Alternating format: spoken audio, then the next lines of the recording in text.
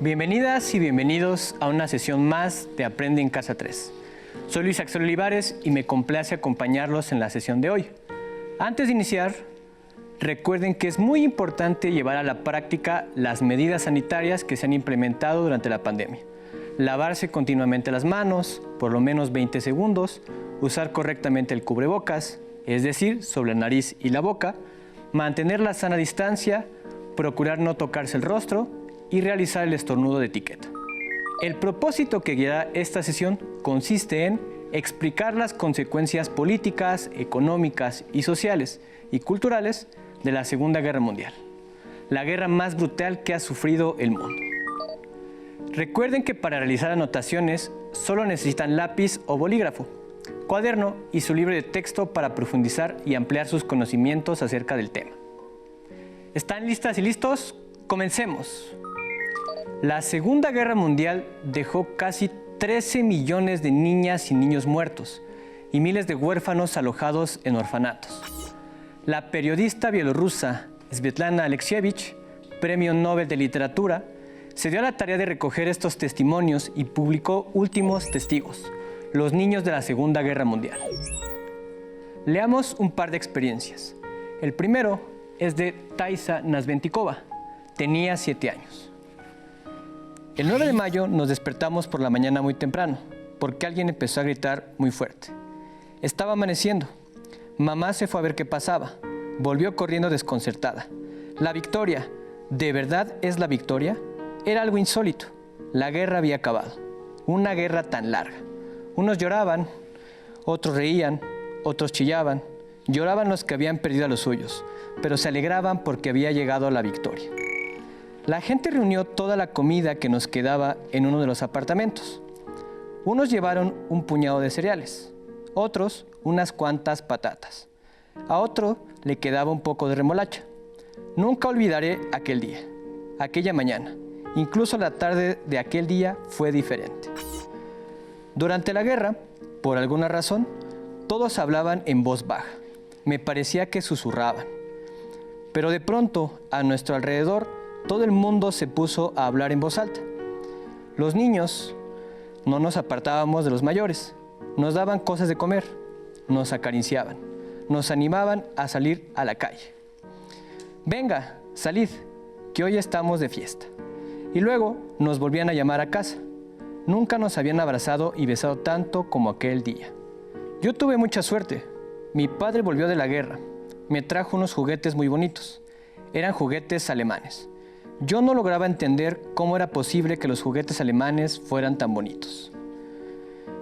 Con mi padre también intenté hablar de la muerte, de los bombardeos que sufrimos cuando mamá y yo estábamos siendo evacuadas de la ciudad, de cómo a lo largo de todo el camino, a ambos lados de la carretera, yacían nuestros soldados muertos. Tenían la cara cubierta con ramas de árboles. Las moscas zumbaban sobre los cuerpos, miles de moscas del alemán muerto.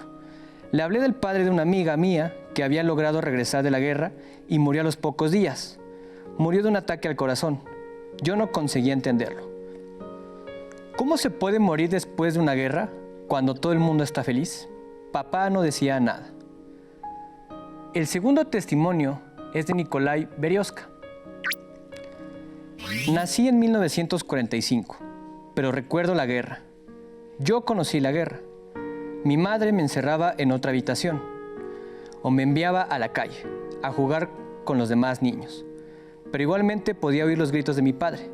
Gritaba mucho rato. Yo me quedaba pegado al quicio de la puerta.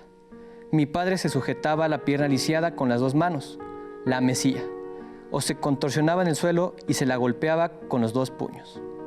La guerra, la guerra. Cuando el dolor mitigaba, mi padre me abrazaba y yo le tocaba la pierna.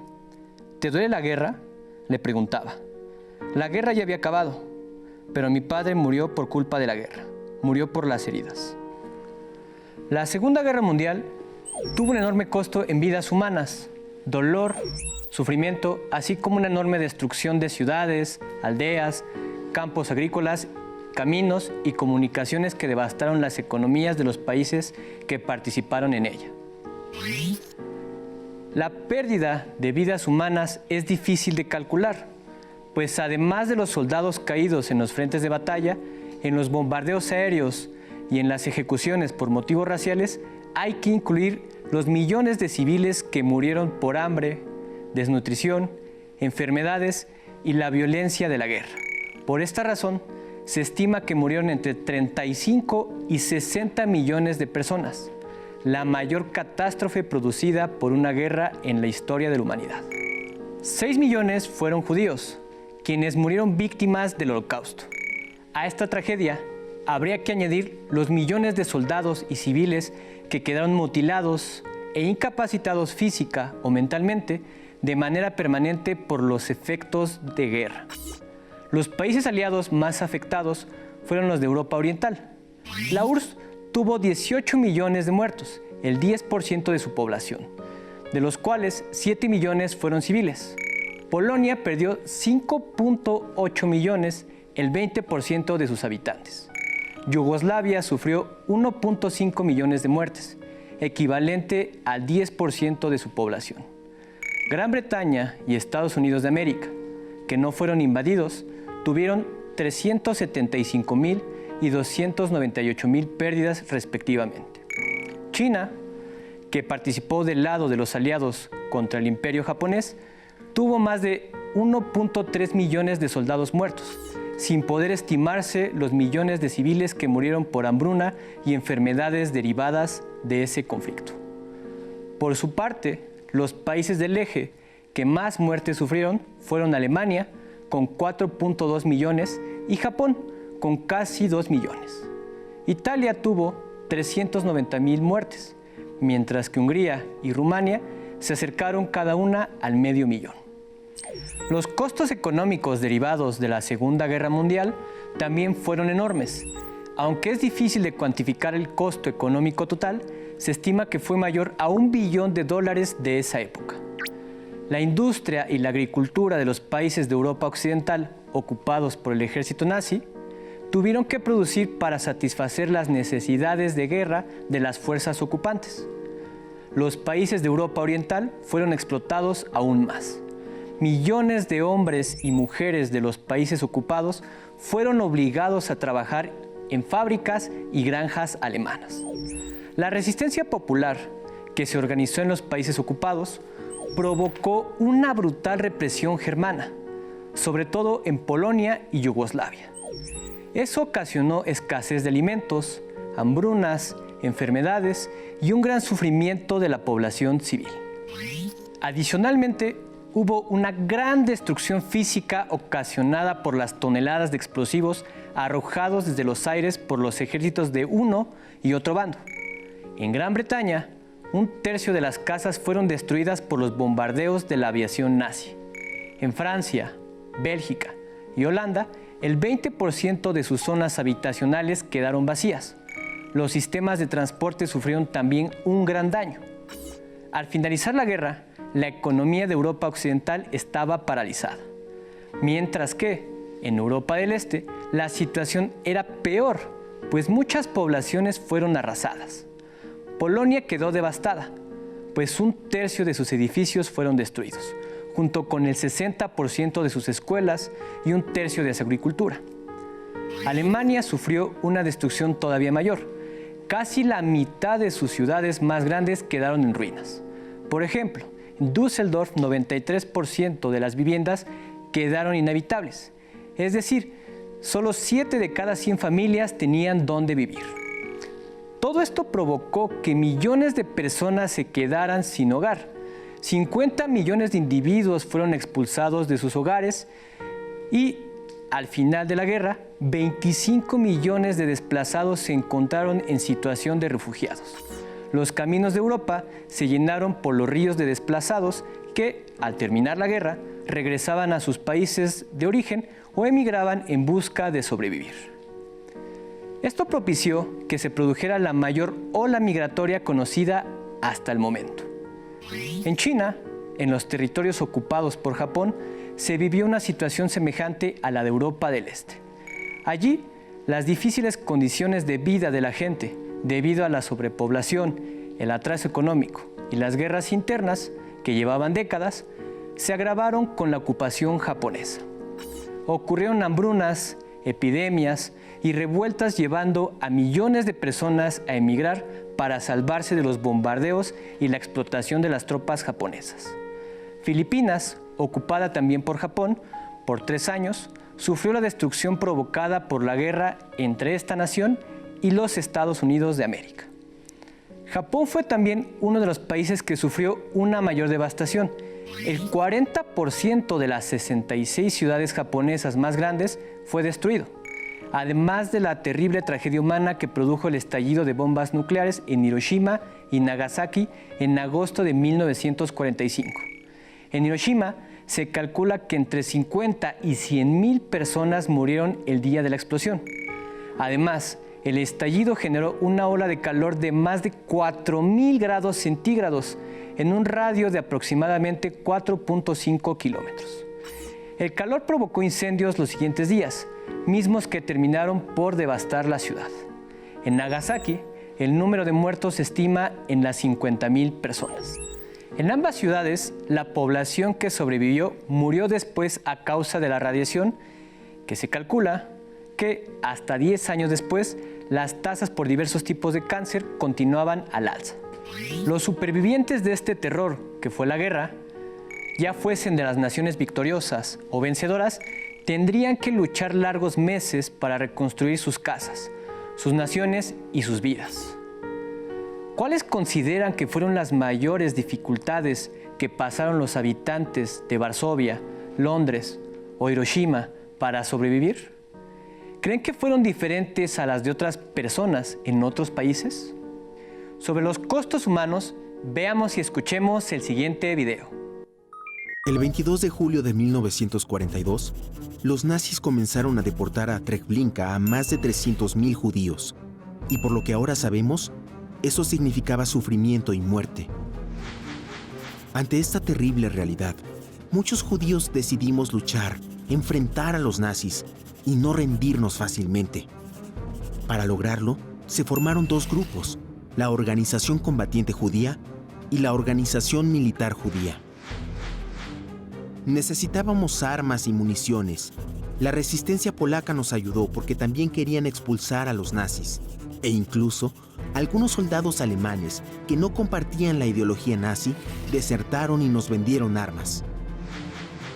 Muchas de las armas que conseguíamos no estaban en buen estado, pero eso no nos detuvo. Así que empezamos a fabricar nuestras propias armas. Estábamos dispuestos a dar la batalla para evitar que nos siguieran asesinando. Aunque la incertidumbre era una constante, hasta ahora los peores rumores habían resultado ciertos. Por eso, cuando a finales de 1942 la palabra reasentamiento volvió a circular en el gueto, ya no lo dudamos. Los alemanes estaban decididos a exterminar al pueblo judío. En el gueto ya solo quedábamos unas 60,000 personas. ¿Para qué necesitaban llevarse a más judíos sino para matarnos? Por eso, la palabra resistencia comenzó a tomar forma, especialmente entre los más jóvenes. En secreto empezamos a fortificar algunos edificios del gueto, de modo que pudieran ser defendidos desde dentro si ocurría lo peor.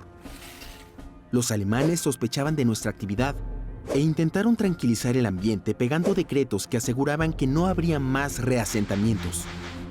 Para convencernos, permitieron que un delegado de nuestro grupo de trabajo se moviera libremente por la ciudad para comprarnos cosas. Majorek fue el elegido. Los comerciantes polacos nos esperaban a las puertas del gueto ofreciendo todo tipo de mercancías. Pero nuestro delegado, además de comprar comida, era el enlace con la resistencia polaca y se encargaba de introducir armas y municiones dentro de costales de papas. El 14 de enero de 1943, inesperadamente los alemanes reemprendieron las cacerías humanas, pero ya no solo en el gueto, sino en toda Varsovia. Estaban enojados por sus derrotas en el frente de guerra, y nosotros no podíamos disimular la alegría que eso nos causaba. Pero como consecuencia, durante 3 días, atraparon a gente en las calles y se los llevaron en camiones hacia los campos de concentración. No había tanto tiempo para lamentarnos. Los alemanes volverían, así que como pudimos, construimos refugios con entradas secretas que comunicaban con el sector ario. Todos los polacos, judíos o no judíos, comprendimos que el único camino que teníamos era luchar contra los nazis. Por eso el 19 de abril de 1943, iniciamos un gran levantamiento a pesar de que el ejército alemán nos superaba en número y recursos. Nuestra convicción de luchar por la libertad fue suficiente. Pero entonces los alemanes empezaron a incendiar edificios, y ante eso nada podíamos hacer. Muchos murieron quemados. Algunos se lanzaban por las ventanas para no ser atrapados por los alemanes, hasta que finalmente el 16 de mayo dinamitaron la sinagoga y del gueto solo quedaron escombros. Yo pude sobrevivir y recibí ayuda de algunas familias polacas, pero tuve que vivir escondido. Los más afortunados consiguieron identificaciones falsas, pero la guerra duró todavía más de un año. En 1945, los nazis fueron derrotados. Cuando por fin pude salir a la calle, el paisaje era desolador. Todos los edificios estaban destrozados. Al mirar hacia el gueto, descubrí que los alemanes lo habían aplanado por completo. No quedaban ni ruinas, solo montones de escombros y cenizas. Una de las consecuencias más importantes de la Segunda Guerra Mundial fue un nuevo equilibrio y una nueva alineación entre los países del mundo. En términos económicos, políticos y militares, Estados Unidos de América se consolidó como la potencia más fuerte y la nación líder de los países capitalistas.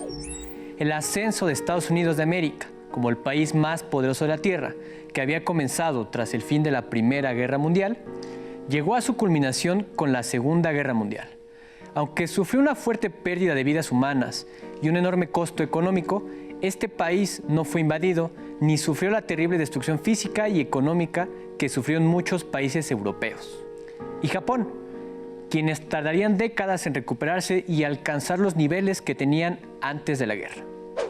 En otra latitud, surgió una nueva potencia que en pocos años se convirtió en el principal contrapeso de Estados Unidos de América, la Unión Soviética, cuya influencia se extendió a varios países de Europa del Este, en donde la guerra y la ocupación de sus territorios por el ejército soviético catalizó la toma del poder de partidos socialistas que se alinearon con la URSS y constituyeron lo que se denominó el bloque socialista. Así, el mundo de la posguerra quedó con una nueva configuración en dos bloques, el capitalista y el socialista, encabezados por Estados Unidos de América y la URSS, que sustituyeron a los viejos imperios europeos colonialistas en su disputa por la hegemonía global. Por otro lado, la devastación de la Segunda Guerra Mundial obligó a que los países vencedores pusieran en marcha un plan de reconstrucción económica, conocido como Plan Marshall, pues fue dado a conocer en 1947 por el secretario de Estado George Marshall.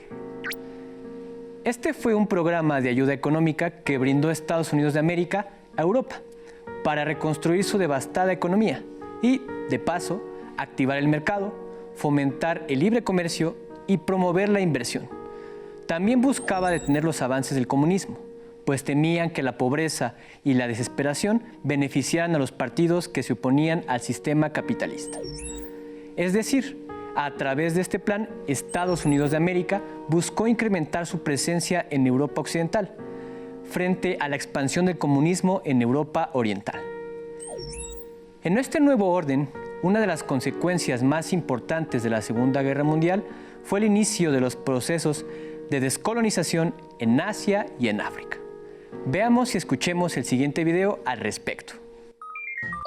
Los gastos militares debilitaron a los imperios europeos, situación que aprovecharon algunas de sus colonias asiáticas a favor de su independencia. Pronto, otras naciones de Asia y África se independizaron. Así comenzó el periodo histórico conocido como descolonización.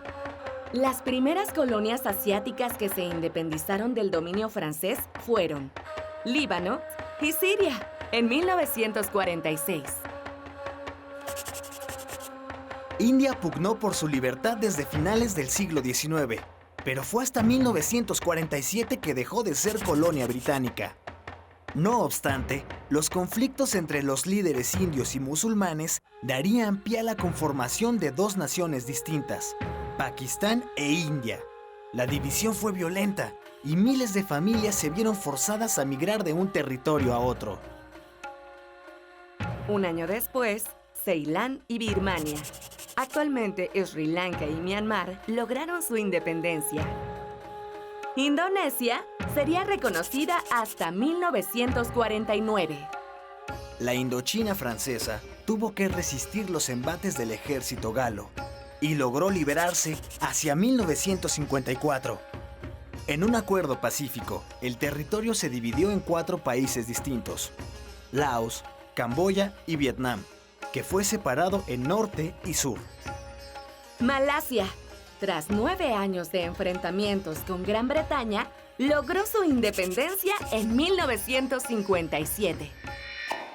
Mientras tanto, en África, algunas colonias británicas alcanzaron su independencia de forma pacífica, como Sudán en 1956 y Costa de Oro, actualmente Ghana, en 1957.